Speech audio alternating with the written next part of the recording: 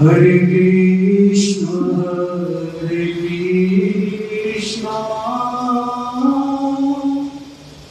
Krishna Krishna, Hare Hare, Hare Ram, Rama Rama,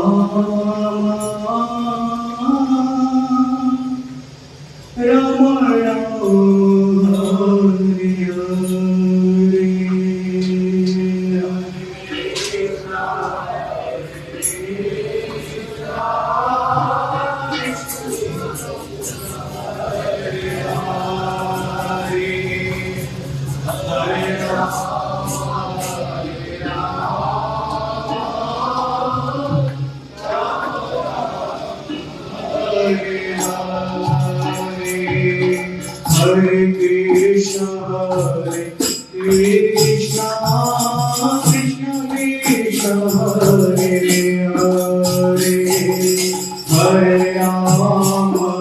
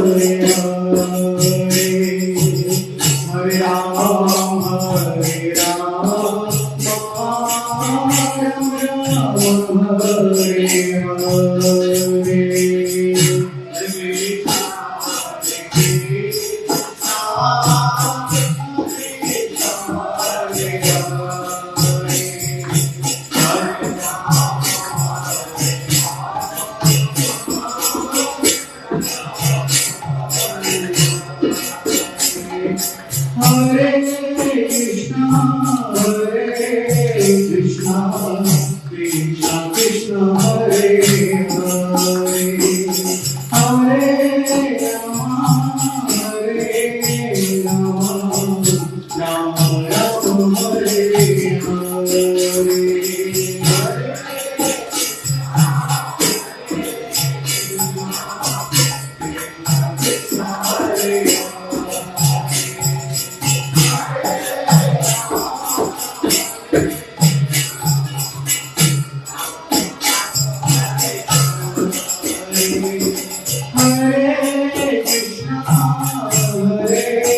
Krishna Krishna Krishna Hare Hare Hare Rama Hare Rama Rama Rama Hare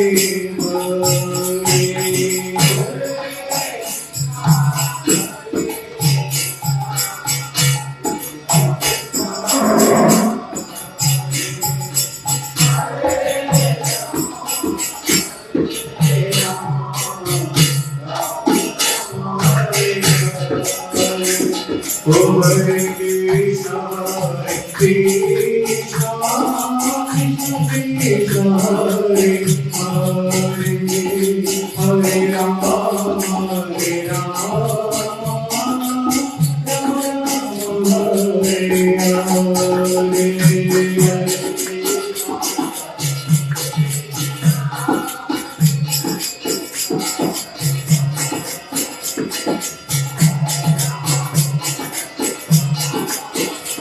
Hare.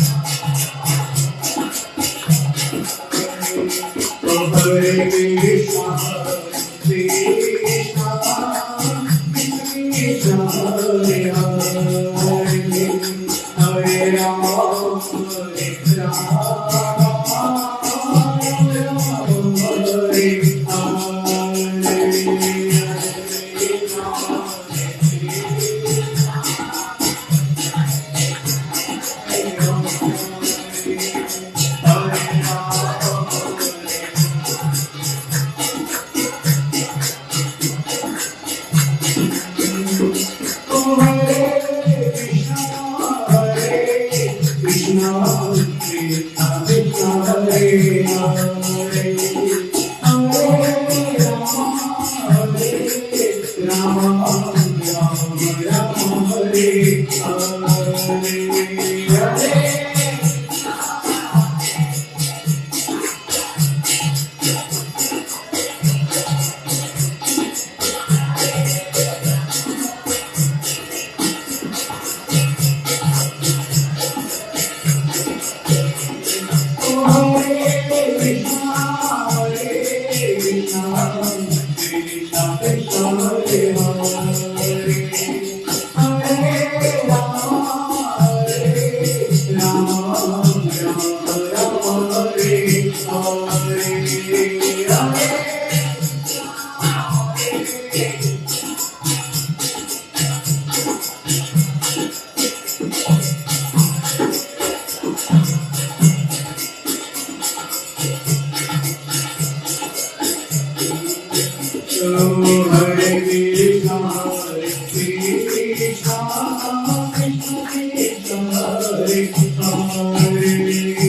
Hare Rama, Hare Rama, Rama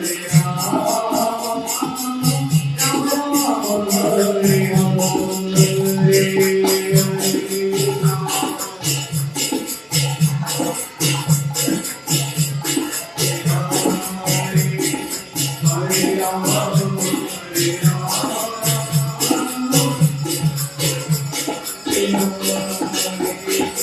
Hare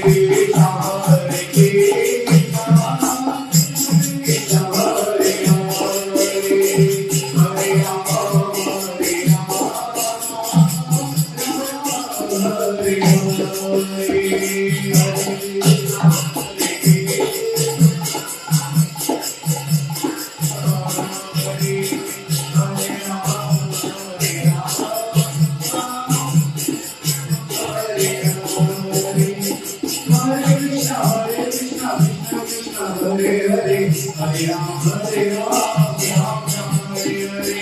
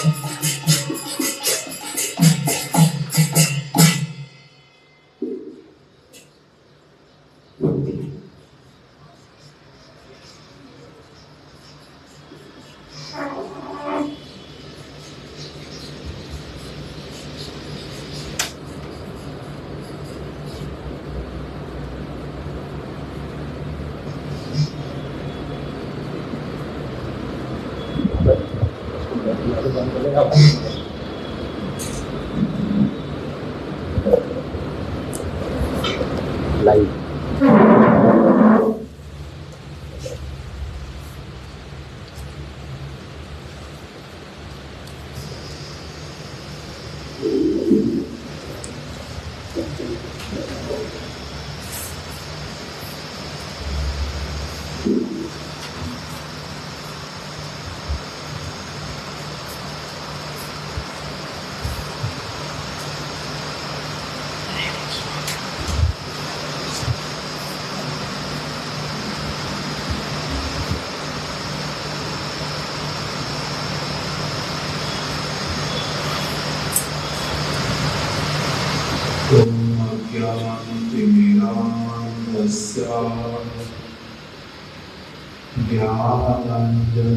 ज्ञानाञ्जनशलाकया चक्षुरुन्मिलितं येन तस्मै श्रीगुरवे नमः। वाञ्छाकल्पतरुभ्यश्च कृपासिन्धु पतितानां पावनेभ्यो वैष्णवेभ्यो नमो नमः। श्रीकृष्ण चैतन्य प्रभु नित्यानंद श्री अद्वैत गदाधर श्रीवासादि गौर भक्त वृंद। हरे कृष्णा कृष्णा कृष्णा हरे हरे, हरे राम राम राम हरे हरे।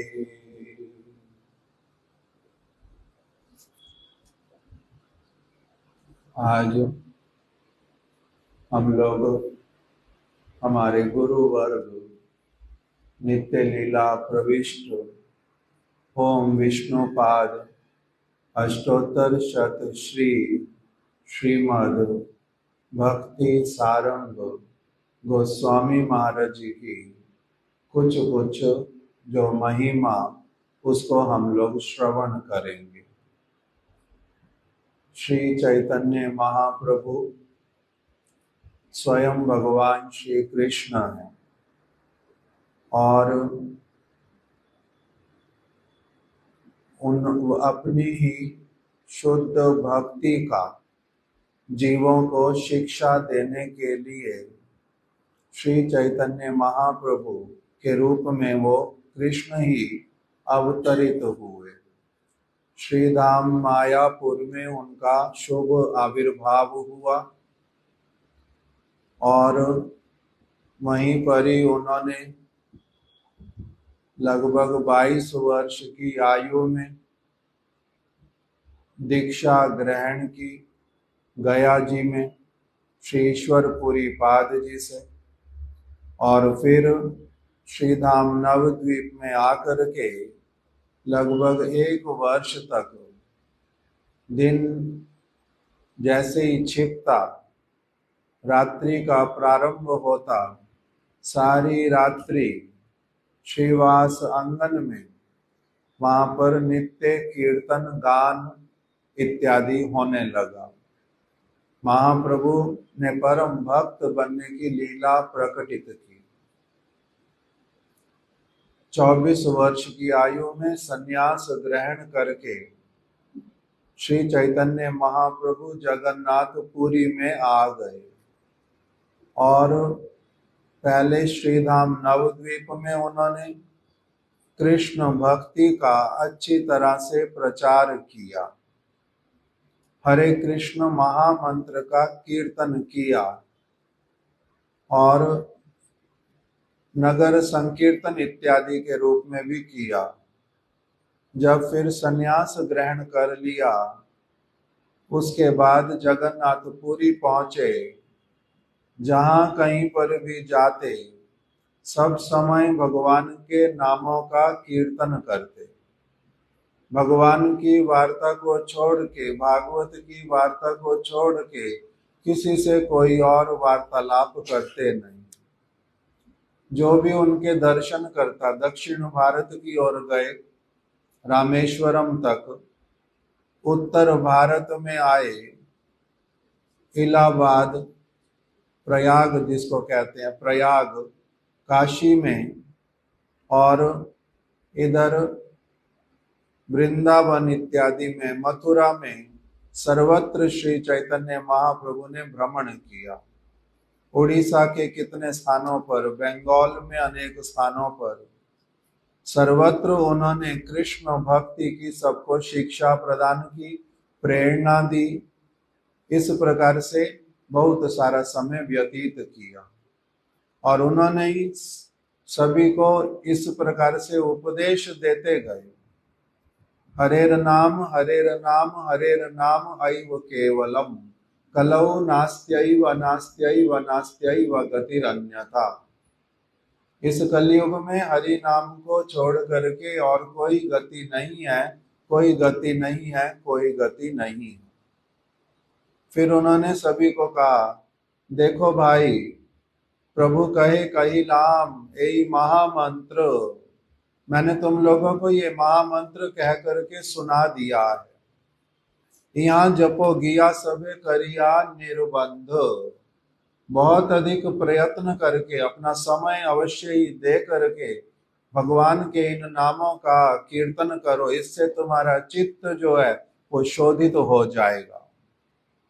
दूसरा उन्होंने कहा, खाईते शुईते यथा तथा नाम लो, खाते हुए सोते हुए उठते बैठते जागते सब समय भगवान के नामों का कीर्तन करो। इसमें देश काल नियम नहीं, सर्व सिद्धि है।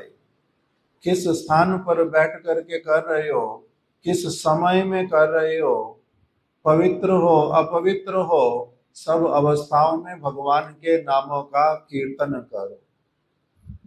उपदेश किया साधु संग नाम कीर्तन भागवत श्रवण मथुरावास श्रद्धाई श्री मूर्ति सेवन, सकल साधन श्रेष्ठ यही पंच अंग, कृष्ण प्रेम जन्माए यही पांचेर अल्प संग। साधु संग करो, नाम संकीर्तन करो, भागवत का श्रवण करो, मथुरा वृंदावन में वास करो, भगवान के विग्रहों की प्रीति पूर्वक सेवा करो। इस प्रकार से उपदेश किया।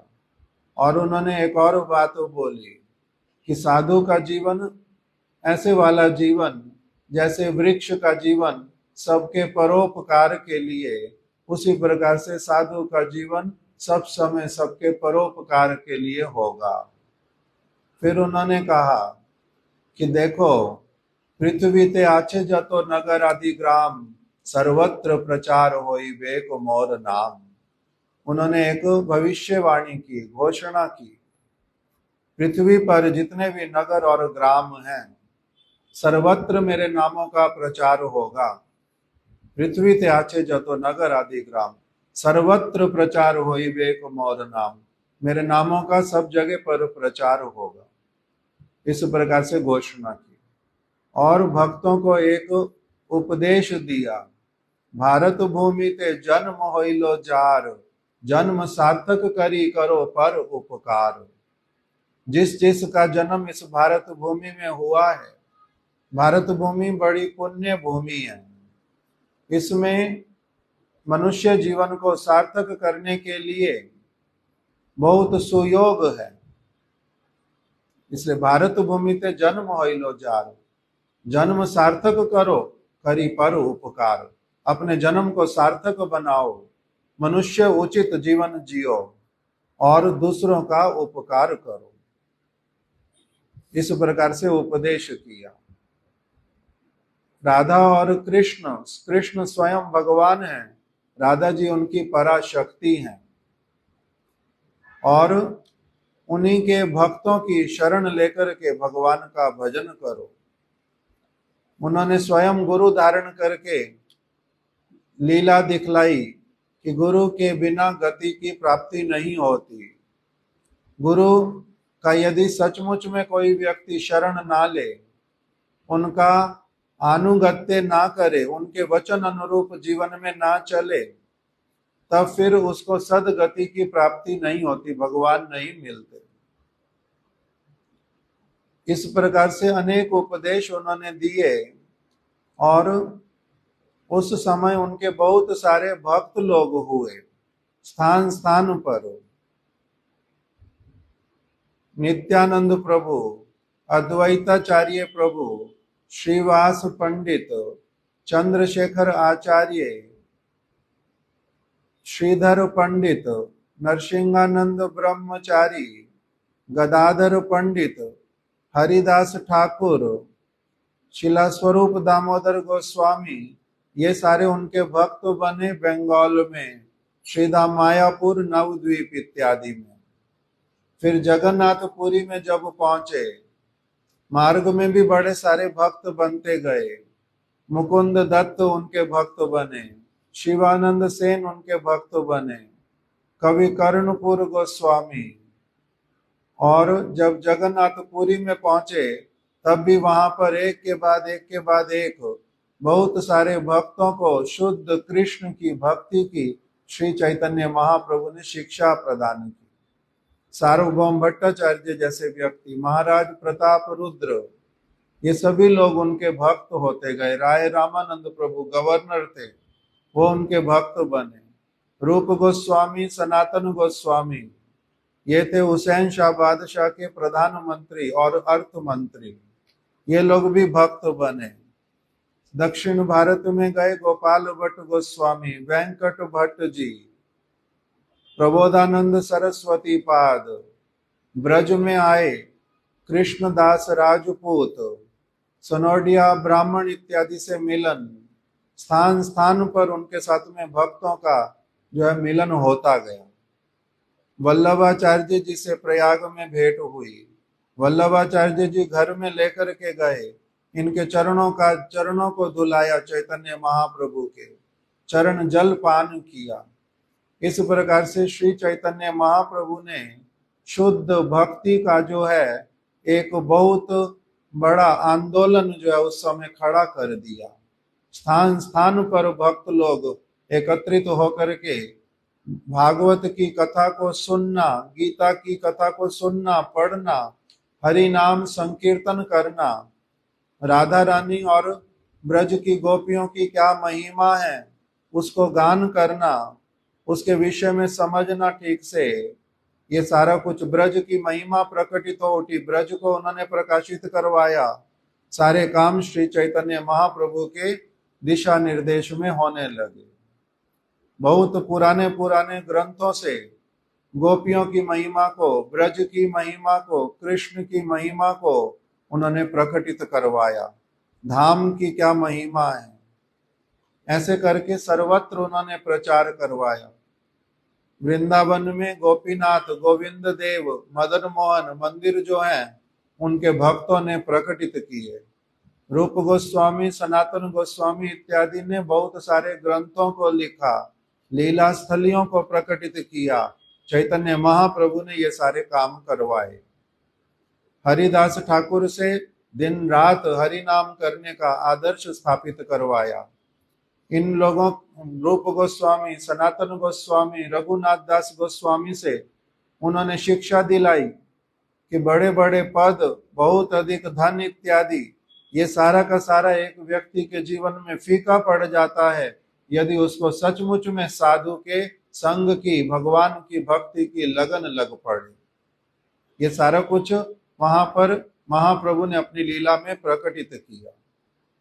और फिर एक 48 वर्ष जब उनके व्यतीत हो गए तब श्री चैतन्य महाप्रभु ने इस जगत से अपना लीला जो है वो अदृश्य कर लिया।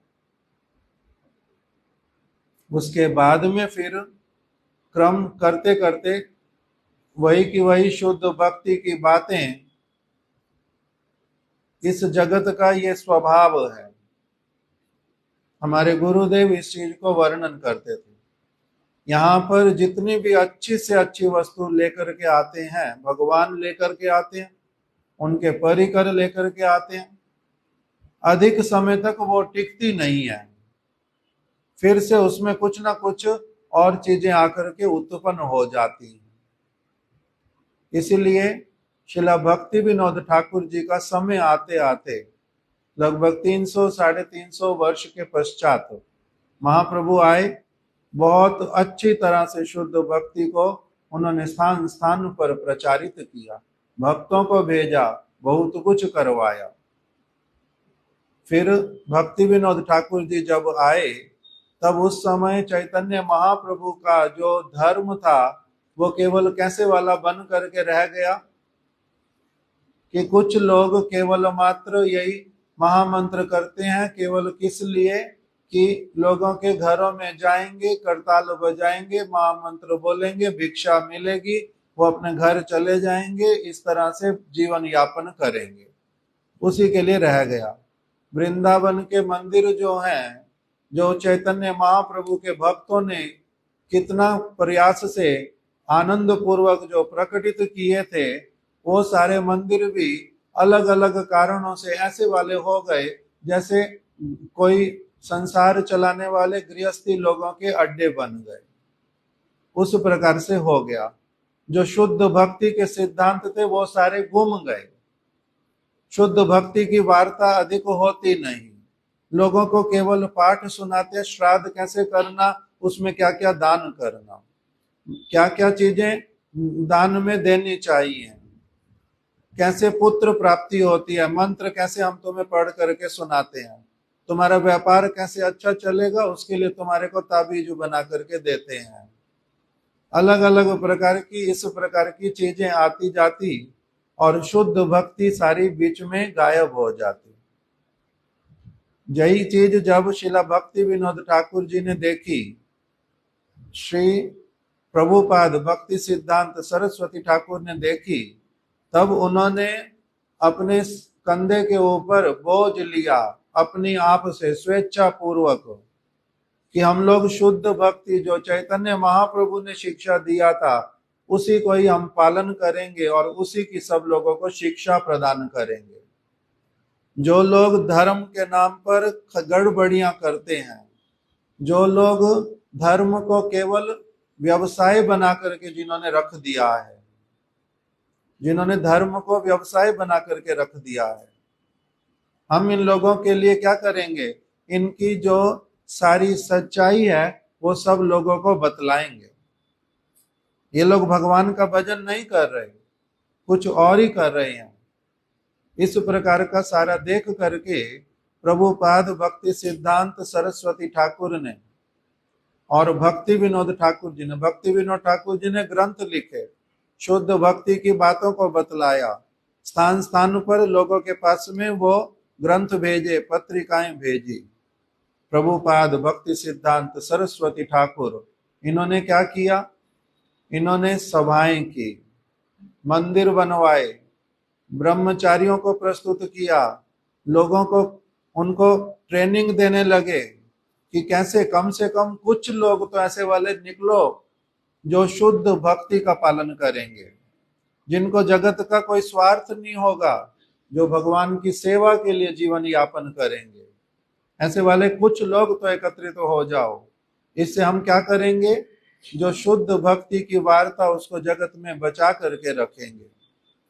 वही शिला प्रभुपाद भक्ति सिद्धांत सरस्वती ठाकुर, उन्होंने जब इस तरह से प्रयास करना प्रारंभ किया, श्रीधाम मायापुर में बैठ करके, गंगा नदी का तट, चैतन्य महाप्रभु का जन्म स्थान, उसके अत्यधिक निकट में बैठ करके पुनः पुनः प्रार्थना करते, हे श्री चैतन्य महाप्रभु, आप मेरे प्रति कृपा करो जो मैं आपकी सेवा करूं, मैं आपकी बातों को जैसा आप चाहते थे उसको वैसे का वैसे जगत में प्रचार करूं और आचरण करूं।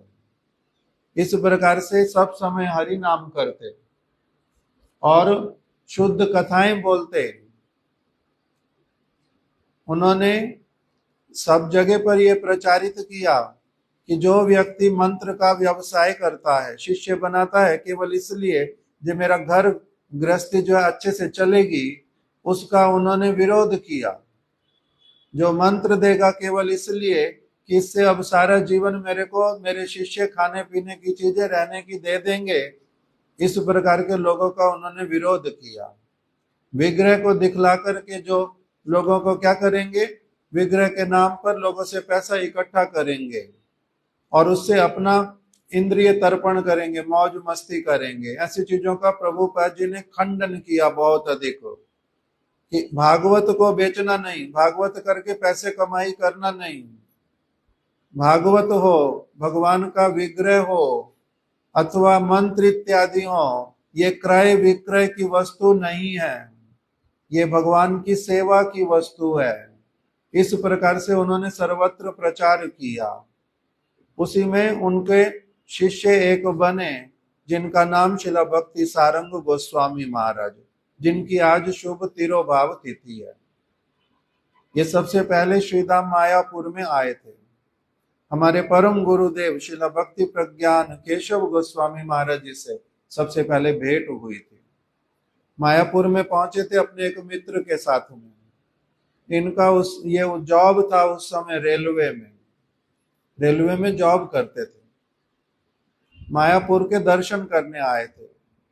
मायापुर उस समय एक बहुत ऐसा वाला स्थान था जहां पर रिक्शा इत्यादि भी नहीं होता था, बैलगाड़ी भी नहीं मिलती थी, जंगल जैसा था। गंगा जी का तट था, रमणीय स्थान था, बड़ा पवित्र वातावरण, किंतु जगत वाली कोई सुविधा इत्यादि वहां पर नहीं थी। मायापुर के दर्शन करते करते दोपहर में पहुंचे जहां पर प्रभुपाद जी रहते थे। वहीं पर उनके पास मंदिर में जब पहुंच गए मठ में, तब हमारे परम गुरुदेव को सबसे पहले परम गुरुदेव से इनकी भेंट हुई। परम गुरुदेव ने इनका स्वागत किया और बड़े प्रीतिपूर्वक वार्तालाप किया। आप कहाँ से आए हैं? दर्शन करने के उद्देश्य से आए हैं। प्रसाद इत्यादि कहीं पर पाया न नहीं पाया। आराम करने की अगर इच्छा है तो पहले स्थान दे दूं, आप वहां पर आराम करो। तब इन्होंने कहा कि हम लोग दर्शन करने के लिए आए, किंतु यहाँ तो प्रसाद का किसी जगह दिखलाई ही दिया नहीं कि व्यवस्था कहीं पर होती है। भूख तो लगी है। तो परम गुरुदेव ने कहा आप लोग गंगा में स्नान करके आ जाओ, तब तक आपके लिए पूरा प्रसाद व्यवस्था कर देंगे। अतिथि देवो भव। साधारण जगत में ही बोलते हैं कि कोई अतिथि अगर आ जाए उसका क्या करना चाहिए? बड़े प्रेम पूर्वक उसका स्वागत करना चाहिए। और आप तो फिर भगवान के स्थान पर आए हैं, यहाँ पर आपको अवश्य ही भगवान का प्रसाद मिलेगा। हमारे गुरुदेव इस चीज का उदाहरण देकर के हम लोगों को बोलते थे कि ये देखो, मठ में रहते हो, अगर मठ में कोई आएगा जाएगा, प्रीति पूर्वक उनके साथ में वार्तालाप करना, जल इत्यादि हो सके देना, किसी के साथ में खराब व्यवहार नहीं करना। इसका उदाहरण देते थे। तो वो लोग तो स्नान करने के लिए चले गए। 2 लोग आए थे, एक तो शिला भक्ति सारंग गोस्वामी महाराज और एक इनके मित्र थे। मित्र मतलब इनके रेलवे के स्टाफ में ऑफिसर। ये छोटे रैंक में थे, वो बड़े रैंक पर थे। दोनों आ गए थे, एक साथ में आए। दोनों गंगा में स्नान करके आ गए और परम गुरुदेव ने उसी बीच में इनके लिए भोजन की व्यवस्था कर दी, क्योंकि सभी लोग प्रसाद पा चुके थे। भोग हो गया था, आरती हो गई थी, प्रसाद सबका पाना हो गया था। संध्या के लिए और बचा करके रखा नहीं था कुछ भी प्रसाद। और उस समय मठ में इतना अधिक सुविधा नहीं होती थी कि बहुत अधिक बना बना करके रख दें। उस समय पहले पहले ऐसा प्रभुपाद जी के समय में था कि 1 कटोरी नाप करके चावल मिलता था, उससे अधिक भूख होने पर भी है ही नहीं देने के लिए। सब्जी भी जो बनाते थे वो कोई साग पत्ता इत्यादि ले करके उसकी बनाते थे, वो भी थोड़ी थोड़ी ही मिलती थी।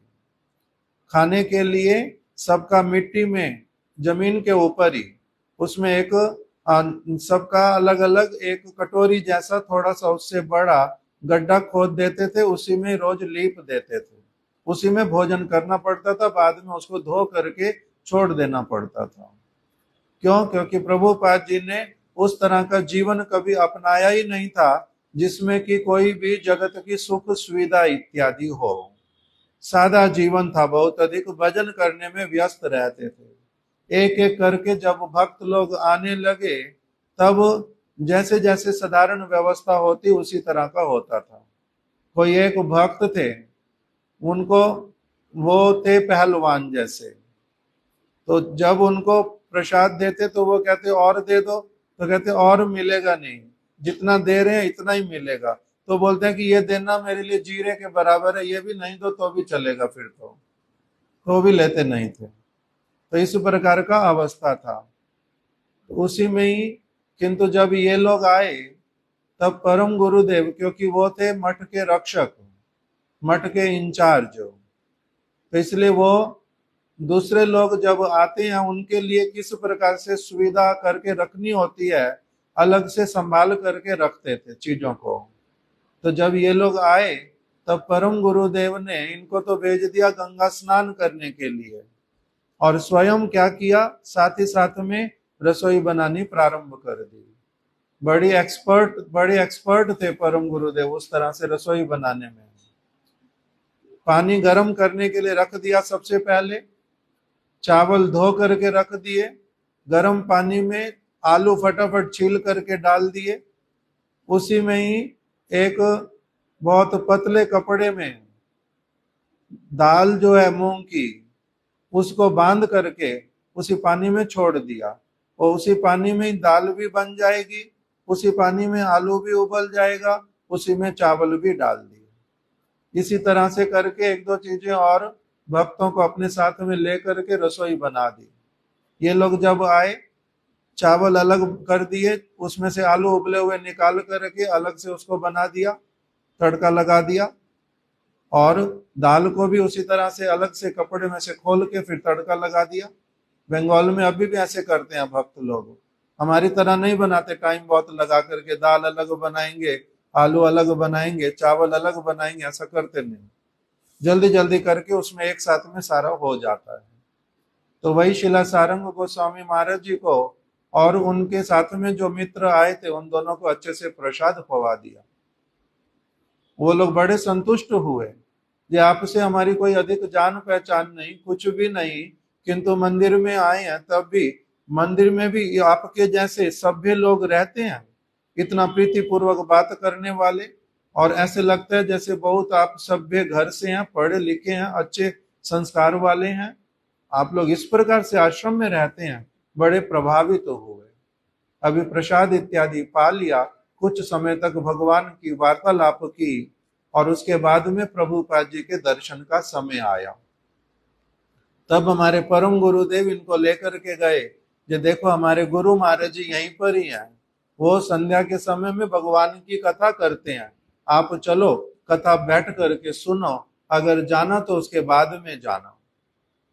तब इन्होंने कथा सुनने के लिए वो लोग गए, और प्रभुपाद जी उस समय कथा सुना रहे थे भागवत के श्लोक में से, भागवत की, उसमें से प्रभुपाद जी एक श्लोक सुना रहे थे, लब्ध्वा सुदुर्लभमिदं बहु संभवान्ते, कि ये जो मनुष्य जन्म है कितनी कितनी योनियों के बाद में प्राप्त होता है, और ये बड़ा दुर्लभ मनुष्य जन्म है, इसका एक क्षण भी व्यर्थ नहीं गवाना चाहिए, पशुओं की तरह कार्य करने में लगे नहीं रहना चाहिए। आहार निद्रा भय मैथुनश्च सामान्य में तत् पशु भी नराणाम, जो सारे कार्य पशु करते हैं, पक्षी करते हैं, कीट पतंग करते हैं, आहार निद्रा भय मैथुन, केवल उसी में जीवन को नष्ट करना बुद्धिमानी होता नहीं है। तूर्णम यतेत न पतेत अनु मृत्यु यावत, जब तक मृत्यु सामने आके उपस्थित नहीं हो जाती, हे भाई, जब तक तुम्हारा शरीर, जब तक तुम्हारा मन साथ देता है, तब तक जितना अधिक हो सके भगवान का भजन कर लो। जैसे सर्दी के समय में प्रभुपाद जी ने उदाहरण दिया, सर्दी के समय में जैसे धूप कभी कभी नहीं निकलती बिल्कुल भी, किंतु जब धूप थोड़ी सी भी निकल आए तो माताएं क्या करती हैं, जल्दी जाकर के अपने कपड़े सुखा लेती हैं। जिस प्रकार से थोड़ा सा सूर्य निकलने पर साथ साथ में गेहूं को धो करके सुखा करके रख लेती हैं, उसी प्रकार से सूर्य कब डूब जाएगा पता नहीं है फिर, क्योंकि वर्षा का समय है और सूर्य निकल नहीं रहा, सर्दी का समय सूर्य सब समय नहीं निकलता। इसी प्रकार से तूर्णम यतेत, बिना देरी किए, अभी जीवन मिला हुआ है, बिना देरी किए साथ साथ में क्या कर लो, भगवान का भजन कर लो। अपना ये जो शरीर है, इसको भगवान की सेवा में, नाम कीर्तन में, उनके दर्शन में, उनके विषय में श्रवण करने में, उनकी ओर चलने में, आगे बढ़ने में लगा दो। यही जीवन की सार्थकता है, देरी करना नहीं। नहीं तो क्या होता है, एबे ना भजिले कृष्ण, एबे ना भजिले यशोदा सूता, अगर अभी भगवान का भजन नहीं किया बाद में पछताना पड़ेगा। अब पछताए हो तो क्या, जब चिड़िया चुग गई खेत, अगर चिड़िया खेत चुग करके चली गई, बाद में पछताने से फिर कोई लाभ होता नहीं। इसलिए जितना शीघ्र हो सके भगवान का भजन करना चाहिए। प्रभुपाद जी की कथा सुनी, जो भागवत का वचन है, मेरा वचन नहीं है, मैं स्वयं भागवत के वचन को पालन करता हूँ, और सभी को जो भी मेरे को मिलते हैं उनको यही कहता हूँ कि भागवत भगवान से अभिन्न है, भगवान की वाणी है, इसको अगर कोई भी व्यक्ति सीरियसली अपने हृदय में लेता है उसका परम मंगल होता है। तो इन्होंने प्रभुपाद जी की वही कथा सुनी, वार्तालाप हुआ, अपने स्थान का सारा कुछ बतलाया, और वहीं पर ही भक्तों के व्यवहार से, कथा कीर्तन के प्रभाव से मन में कामना जाग उठी, मैंने भगवान की सेवा करनी है, मैंने भक्तों की सेवा करनी है। क्योंकि वहां पर वही सुना, भगवान में चित्त अच्छी तरह से कब लगता है, भगवान की सेवा कैसे होती है इस जगत में रहते हुए भी, तब सेवा करनी चाहिए, भगवान की सेवा करो, भक्तों की सेवा करो, इस प्रकार से सारा सुना। तब उस दिन वहीं पर ही कह करके गए, जो मैं अपनी जो मेरे को तनख्वाह मिलती है उसमें से 5 रुपए हर महीने मैं आप लोगों के पास में भेजूंगा सेवा के लिए। उस समय 5 रुपए भी बहुत होते थे, 5 रुपए हर महीने भेजूंगा। इनके साथ जो दूसरे भक्त आए थे उन्होंने भी कहा मैं 1 रुपया महीना भेजा करूंगा।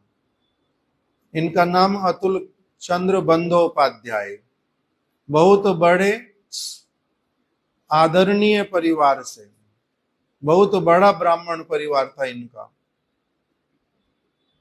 और दूसरे वाले जो आए थे उनका नाम था अतुल चंद्र बंदोपाध्याय, और दूसरे का नाम, घर वाला नाम भूल रहा हूं, प्रभुपाद जी ने दीक्षा के बाद नाम दिया था अतीन्द्रिय दासाधिकारी। जैसा भी हो, तो वो भी बोल करके गए। अभी ये लोग घर चले गए। हमारे गुरुदेव वर्णन करते थे कि शिला सारंग गोस्वामी महाराज जी से हमारा बहुत बार भेंट हुआ, वो बार बार बोलते थे मैं घर तो चला गया, काम तो करता था, किंतु मेरा हृदय जो है वो मायापुर में रह गया, मेरे अपने गुरु महाराज जी के चरणों में रह गया, उनकी बातें सब समय स्मरण होती। अब धीरे धीरे ऐसे हो गया, मेरा घर में काम करने का मन नहीं करता, जो भगवान का भजन करने के लिए जीवन मिला है, मैं इन्हीं कामों में कब तक पड़ा रहूंगा। इस प्रकार से उनका जो हृदय है वो मायापुर में ही रह गया, प्रभुपाद जी के पास रह गया। बाद में फिर प्रभुपाद जी प्रचार करते करते इनके शहर में भी गए थे, धानबाद में। इनके पास में रेलवे क्वार्टर था। प्रभुपाद जी को वहीं पर 3 दिन रख करके प्रचार कार्य करवाया, प्रभुपाद जी की सेवा की, उनके साथ बहुत देर देर तक वार्तालाप किया कि मेरा वास्तविक रूप में कर्तव्य निर्धारित कर दो। प्रभुपाद जी मायापुर जब लौट के आ गए, थोड़े दिनों के बाद में ये भी जो अपना सारा सामान था, टेबल, चेयर, पढ़ने वाले ग्रंथ, सारी की सारी वस्तुओं को ट्रक में भरवा करके मायापुर में आ गए। किस लिए? इन्होंने विचार किया, शास्त्र में लिखा है गुरु के पास जब जाओ, गुरु मेवा भी गच्छेत, पूर्ण रूप में उनके पास में जाना चाहिए। पीछे से ऐसी कोई चीज नहीं छोड़नी चाहिए जहां पर मन का जो तार है वो जुड़ा रहे वहां से। जो कुछ पीछे छोड़ आया हूं वहां पर उसका स्मरण आए, इसलिए कुछ नहीं छोड़ूंगा। सारा कुछ लेकर के पहुंच गए। जब पहुंचे तब भक्तों को चिंता हुई कि नौकरी छोड़ करके आ गए, इनकी रेलवे की नौकरी थी, अच्छी नौकरी थी, छोड़ करके आ गए। हमारे को चंदा मिलता था 5 रुपए, वो बंद हो जाएगा अब तो उल्टा यही रहेंगे, 5 रुपए चंदा बंद हो जाएगा।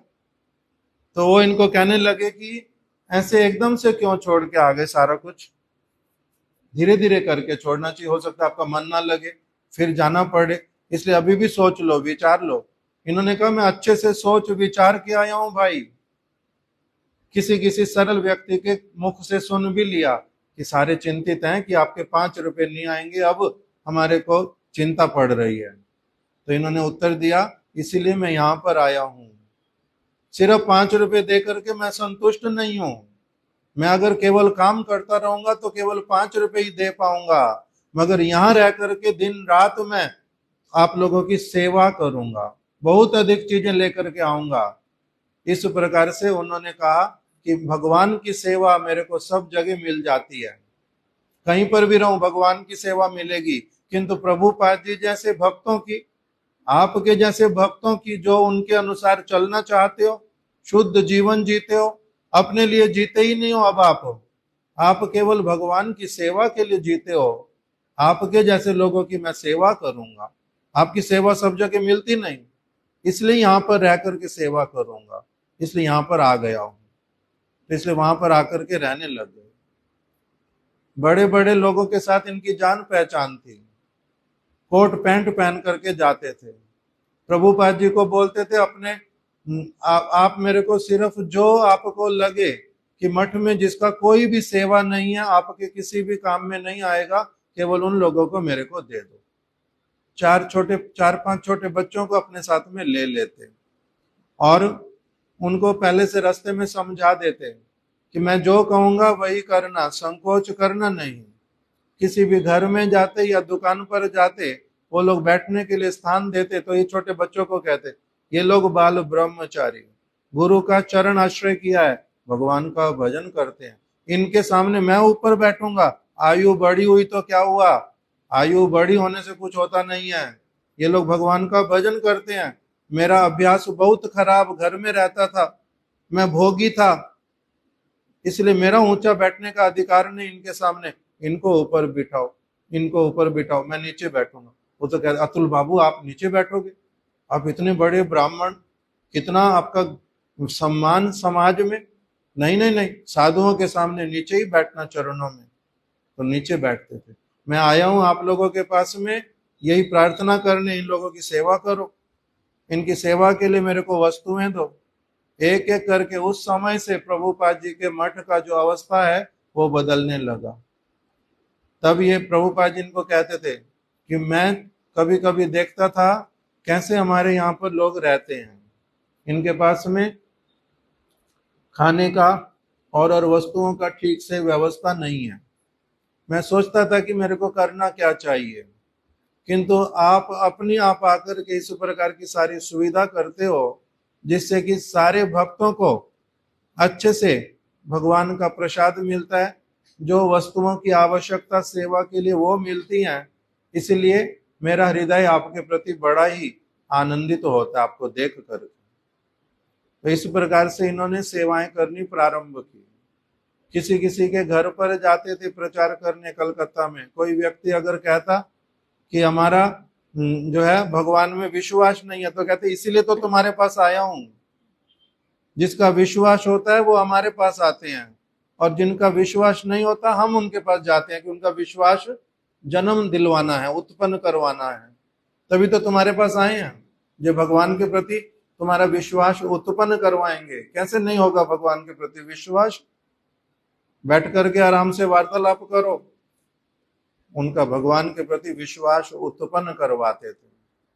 किसी एक व्यक्ति ने बोल दिया कि आपके यहाँ से जो पत्रिका छपती है, ग्रंथ छपते हैं, इसमें ये तो भगवान का ग्रंथ, मतलब कृष्ण, भागवत मतलब कृष्ण, उसमें फिर जो मनुष्य लोग हैं, प्रभुपाद, मनुष्य भक्ति विनोद ठाकुर, इनकी फोटोएं क्यों छापते हैं भगवान के साथ में, उनको क्यों बिठा देते हैं बीच में? तब इन्होंने उनको समझाना प्रारंभ किया कि तुम लोगों का ऐसा दुर्भाग्य कि अभी तक तुम लोगों को भागवत गीता की बातों का ठीक से श्रवण हुआ नहीं है। भगवान और भगवान के शुद्ध भक्त, उनमें इतना अधिक मित्रता और घनिष्ठता होता है कि उन दोनों को कभी एक दूसरे से अलग नहीं किया जा सकता। इसीलिए हम लोग भागवत में भी उनका अगर चित्र इत्यादि छपता है, इसमें किसी प्रकार उन मनुष्य उनको कहने का दुस्साहस करना नहीं। ये लोग मनुष्य नहीं है। मनुष्य का मतलब हमारे जैसे जो कर्म फल भोगते हैं, कभी दुखी हैं कभी सुखी हैं, जो हाड़ मांस के बने पड़े, जिनमें हिंसा द्वेष इत्यादि है, ये लोग मनुष्य हैं। ये लोग मनुष्य नहीं, ये भगवान के परम भक्त हैं, ये मनुष्य नहीं है।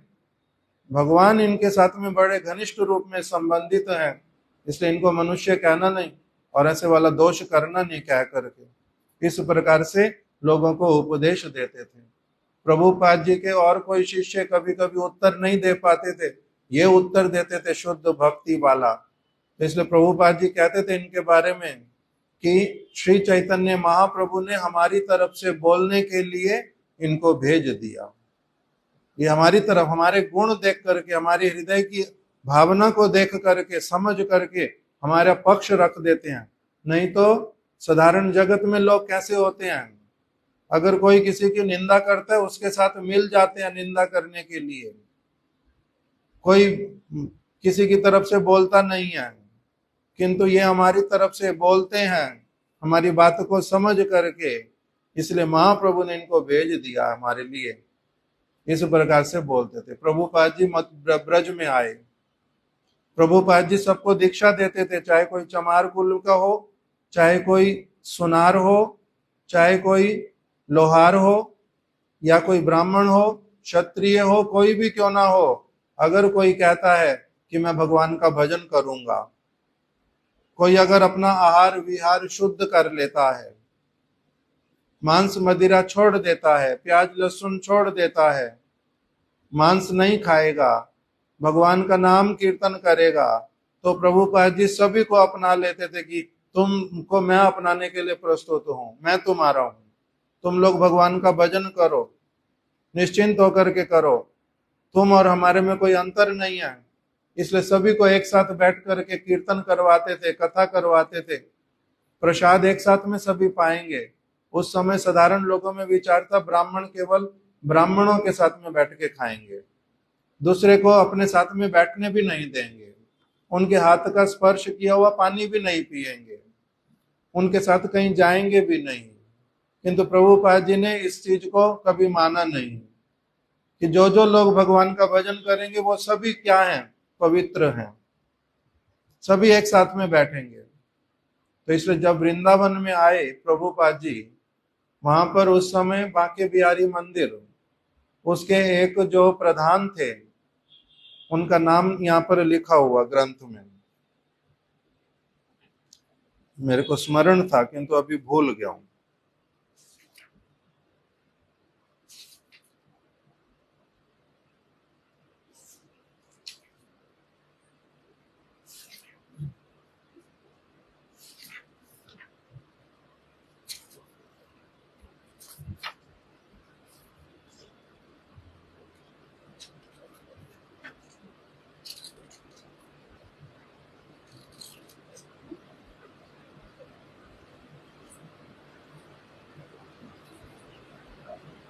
उनका नाम था श्री हलगू लाल, प्रबंधक थे। तो जो हलगू लाल, उन्होंने सारे मंदिरों में कहलवा कहलवा के भेज दिया, ये भक्ति सिद्धांत सरस्वती ठाकुर आया है मायापुर से, अपने साथ में सारी जातियों के लोगों को लेके एक साथ में घूमता है, ये लोग इकट्ठे भोजन करते हैं, ये लोग अपवित्र हैं, हरिजन बोलते हैं ये हम लोग, ये महात्मा गांधी के हरिजनों को भी लेके साथ में घूमता है। तो इसलिए इनको मंदिर में प्रवेश करने देना नहीं, मंदिर में आने से निषेध कर दिया, वृंदावन के किसी मंदिर में इन लोगों को अंदर आने नहीं देंगे, प्रभुपाद जी को दर्शन के लिए जाने नहीं देंगे, ऐसे वाला उस समय कर दिया। तब जब इन्होंने सुना, इन्होंने अपने साथ में जो प्रसिद्ध प्रसिद्ध ब्राह्मण परिवार के सारे प्रभुपाद जी के शिष्य थे उनको इकट्ठे करके मदन मोहन मंदिर में गए। वहां के गोसाई जी को जानते थे अपने घर से ही, उनको जाकर के इन्होंने बोला, वहां के गोसाई जी को, जो मेरे को पहचानते हो मैं कौन हूं? तो कहते जी बहुत दिनों से तो देखा नहीं, पहचान नहीं पा रहा, मेरा नाम अतुल चंद्र बंदोपाध्याय। एकदम से वो हाथ जोड़ करके, अतुल चंद्र बंदोपाध्याय, आप साधु के वेश में, आप भी साधु बन गए हैं? एकदम से बड़े सम्मान के साथ में इनके साथ में आकर के वार्तालाप किया। तब इन्होंने उनको बोला कि मदन मोहन मंदिर में बैठते हो, यहाँ पर पुजारी हो, और ये महाप्रभु के भक्त सनातन गोस्वामी का मंदिर, उन्होंने विग्रहों का सेवा किया, उनके द्वारा प्रकटित विग्रह, और उन्हीं लोगों ने सर्वत्र यही प्रचार किया कि मनुष्य मात्र का ही भजन करने में अधिकार है। चैतन्य महाप्रभु ने सब हरिदास ठाकुर को अपनी गोद में लेकर के, जो मुस्लिम परिवार में आया था किंतु भगवान का भजन किया, उनको उन्होंने गोद में लेकर के नृत्य किया, अपने हाथों से उनकी समाधि करवाई, और तुम लोग अभी बोल रहे हो कि तुम लोग प्रभुपाद जी को मंदिर में नहीं आने दोगे, जो कितना उच्च कोटि के भक्त, जहां पर मेरे जैसे हजारों ब्राह्मणों ने चरण, वहां उनके चरणों में अपना सिर रख दिया है, तुम वहां पर कह रहे हो कि उन लोगों को मंदिर में नहीं घुसने दोगे। तुम लोगों ने क्या सोच करके रखा है?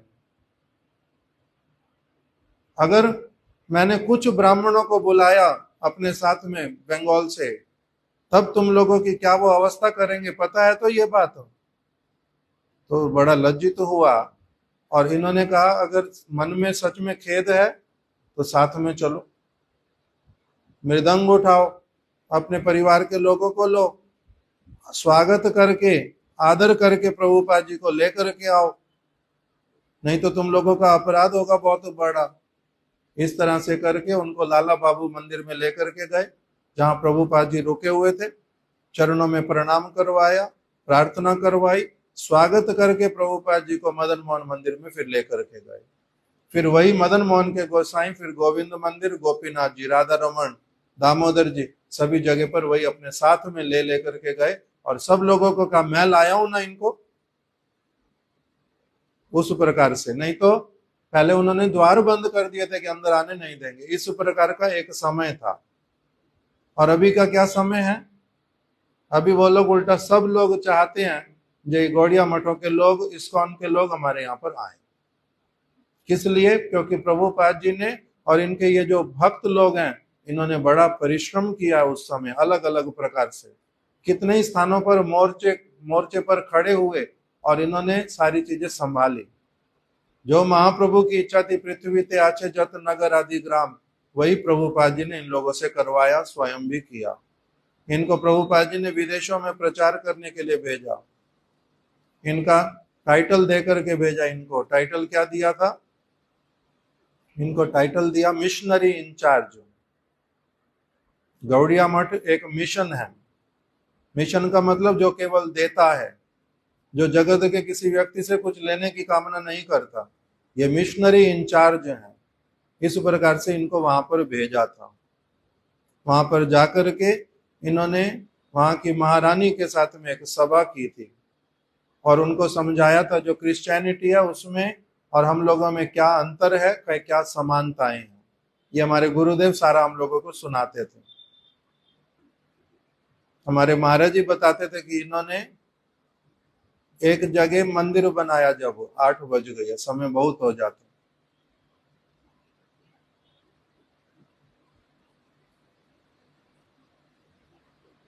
तो जैसा भी हो, आज उनकी शुभ तिरोभावती थी।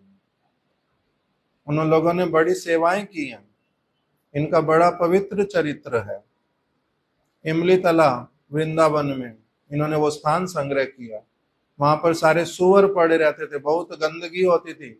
बड़ा परिश्रम करके उस स्थान को संग्रह किया, महाप्रभु का वो बैठने का स्थान, उस वहां पर फिर मंदिर बनाया।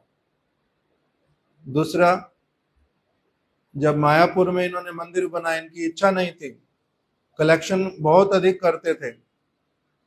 जितना गौड़िया मठों का वैभव था, उसमें कहते हैं इनका 70% पार्टिसिपेशन प्रभुपाद जी के समय में, बहुत अधिक कलेक्शन करके लाते थे, स्थान स्थान से लाते थे।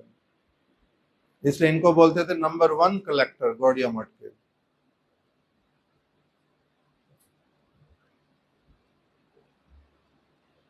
इनकी और कोई एक बात बता रहा था। हाँ, जब इन्होंने स्थान लेना नहीं चाहते, शिला भक्ति रक्षक श्रीधर गोस्वामी महाराज जी ने, इनके गुरु भाई ने बार बार इनको कहा जे प्रभु आप कुछ जगह ले, तो इन्होंने लिया। वहां पर जब भूमि पूजन करवाया तो हमारे महाराज जी कहते हैं कीर्तन हुआ, कथा हुई, बहुत अच्छी अच्छी कथाएं हुई, और जब सारा कुछ हो गया तब प्रसाद में दिया एक एक बतासा। तो महाराज जी कहते हैं उस दिन वो जो बतासा मिला था, इतना अच्छी कथा, इतना अच्छा कीर्तन हुआ था, हृदय इतना अधिक आनंद से भर गया था कि हम लोग साधु बनेंगे, सचमुच में अच्छे साधु बनेंगे, महाप्रभु की सेवा करेंगे, इस प्रकार की प्रेरणा जागी थी उस कीर्तन कथा में। तो इसलिए वो जो प्रसाद एक बतासा मिला था, उसी में बड़े आनंदित हुए थे, और किसी चीज की चिंता नहीं हुई थी। तो महाराज जी कहते थे उत्सव का मतलब यही होता है, जहां पर शुद्ध कथा, शुद्ध कीर्तन मिलेगा, साधुओं का समागम होगा, एक चित्त वाले व्यक्ति बैठेंगे, उनको संसार की और व्यवहार की चीजों से कोई लेना देना होगा नहीं। इस प्रकार से जब हमने वहां महाराज जी कहते देखा, तब हमारा परम आनंद हुआ, मिला था भले ही एक बतासा। तो कह रहे हैं सारंग गोस्वामी महाराज कैसे थे, इनके पास इतना पैसा आता था, इतना पैसा, किंतु इनको, इनका चित्त दूसरी सेवा में लगा रहता था, अपने यहाँ पर एक एक बतासा दे करके सबको छोड़ दिया। गुरु भाइयों को कहते थे जितनी जमीन लेनी ले लो, संभालना तुम, देने के लिए मैं हूं, जितना चाहिए ले लो। उस प्रकार से सबकी सेवा करते थे। बहुत अलग प्रकार का चरित्र इनका। आज यहीं तक कह करके हम लोग कथा को विश्राम देते हैं। शिला भक्ति सारंग गोस्वामी महाराज की जाए, उनके द्वारा की गई समस्त सेवाओं की जाए। वांछा कल्प तरुभ्यश्चा कृपा सिंधुभ्य एव चा पतितानां पावनेभ्यो वैष्णवेभ्यो नमो नमः।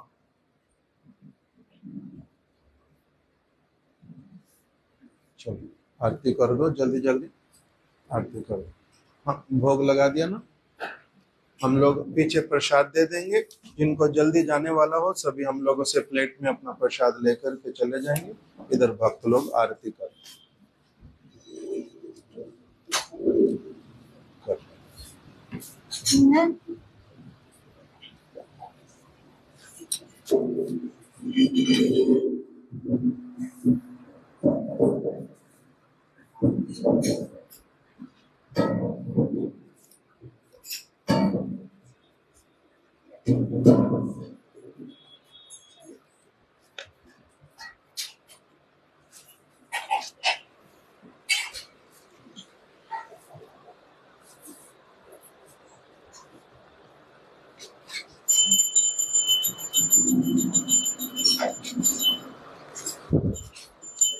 हरे कृष्ण हरे कृष्ण।